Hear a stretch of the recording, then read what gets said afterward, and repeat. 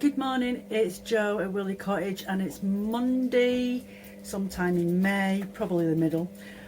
So last week I posted a video of me doing a dye session for creating my Shepherd's Delight bats. So that's them dried. So there you've got the bubblegum pink, but I mixed that with a little bit of raspberry. I was originally going to do it with these ones, but I decided I wanted a darker shade, and this is just a slightly darker shade. You can't quite see it on here because it's quite bright today, but it is a bit more of a raspberry than it is a bubblegum. So there's that. That's the one that I did in the tray dye. So there's two of those. So I may not need all of that, but that's always handy to know because it means I can do a unicorn bat.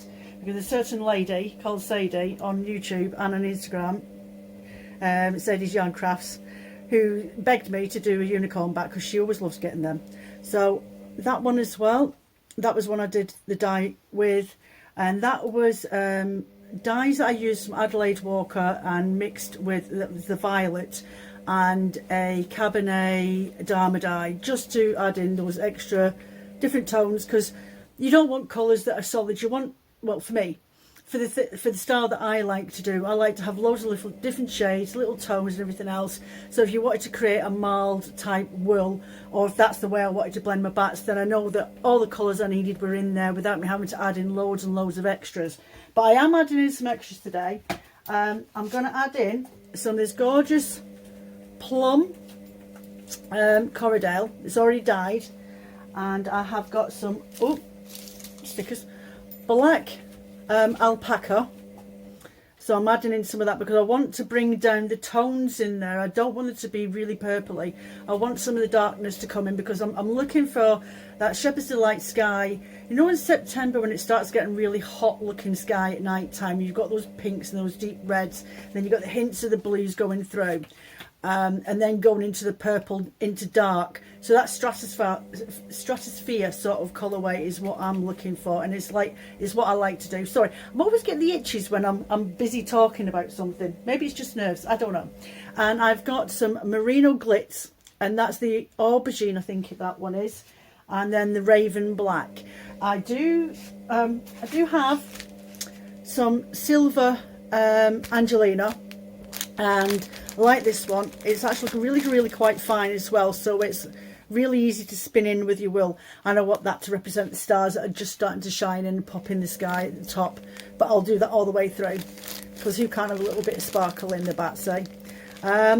So yeah, that's what I'm going to do. So I thought you might want to watch me actually weighing out and prepping. I'll fast forward all that as I do, and I will do my filming of my bats as I'm going through. I always end up, you always see me with one bat at the very beginning of my videos. That's because I do the first one so I can figure out how I'm going to blend it and which colour theory I want to go along with. This was just going to be a gradient bat. There's going to be nothing fancy in there. You can split it into sections. You can fold on top of each other, make mini roll lags out of that if you want to cut it down, especially if you're spinning on a drop spindle. But no, I'm just doing a straightforward dark into the yellowy, orangey, pinky sort of shades with hints of blues in there as well. So it's a simple bat to make. I enjoy doing it. I don't do them often. Usually when I put them on my shop, they go out, and then it's a while before I do them again. There's no point keep doing that, otherwise it doesn't become not a novelty item exclusive. I'm not somebody that will reproduce the exact same thing over and over again. I do exactly the colours that I've got in my stock. Sometimes I'll aim for something to repeat, and it never quite works out that way. Sometimes I accidentally repeat a bat and I don't even know how I've done it. So I like to do things how I'm feeling on the day. I always do two everything, so at least two people have got an option to buy something that I've put out there. So it is limited edition, each bat. They're not very repeatable, though I can always attempt to repeat them if there's something on the website that you've seen and you would really like it. Just let me know which one it is if you've seen it on my Instagram, and I can replicate that to the best of my abilities. But yeah, so I hope you enjoyed this video. I really enjoy doing these, and I really appreciate just giving that thumbs up once you've watched it, because it just helps other people find me. Thanks very much for watching, and enjoy.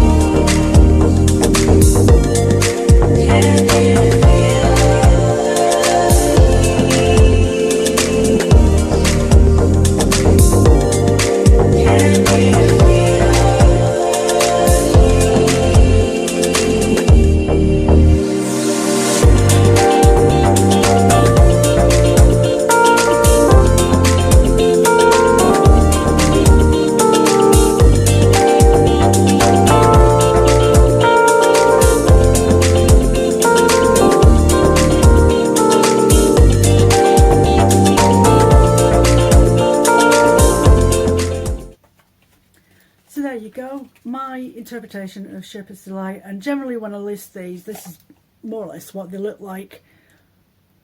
But yes, you've got those hot yellows, neon yellow, through to the bubblegum pink, which I've calmed down with a bit of a raspberry dye. Or you could use magenta if that's what you've got. So yeah, look how sparkly that is. It's really, really soft and fluffy. And yes, somebody commented on my Instagram the other day, they're like, wow, look at the size of that. I'm like, well, it's 2 rolled into 1. So once it's all squished up and all like that inside its little organza bags, then it comes out completely flattened afterwards. But it's not a lack in fibres. There's loads there to spin from. Brilliant for felters that do landscape felting. If you do wet felting as well, you can do wet felting with these. Perfect for the background. Save your other batt and pick out the colours that you want to use to highlight. And that's why generally I always put some locks in. Sometimes I put in quite a few, sometimes I don't put in many. It depends on what I'm thinking in my head when I'm blending it. But with that, they're about 200 grams approximately, so it's about 100 gram batt each. And I dyed up these BFL curls the other day, so they've all been individually plucked apart. And I've added them in, and there's about 10 grams of that with those, and there's loads of them, so there's more than enough if you want to do, say, wet felting, or if you want to do a little bit of art yarn spinning and you want to add in some locks and things like that for your weaving. So that's what I've created. I hope you enjoyed that. Hopefully I fast forwarded it enough so it's not too long a video. Later on in this week I will be doing my batter clubs. They're all dyed and ready. You saw me doing them the other day. No, you didn't actually. I didn't film that. I just took photos and posted them on my Facebook. So I wanted that to be a bit of a surprise because they're pre-orders. So I don't like to upload the video until I know that those orders are on their way to the customers. So yeah, I'll be filming that later on in the week. If there's any suggestions for type of content you'd like me to do, just let me know. I will be doing spinning, and don't forget I do a live chat on a Saturday, usually late morning, early afternoon. So if you like to come and join me, you've got any questions, just honestly ask me questions, chat with me. I'm spending an hour at my time to not to entertain myself, but just to give you little updates or just sit and have a natter with people. At the end of the day, I'm here to serve you, and it'd be great if you would just pop over and show your moral support, and that helps me, and it makes me feel so much better with what I'm doing in my creativity. But thank you very much for your support. Take care of yourself and have a lovely week. See you soon. Bye.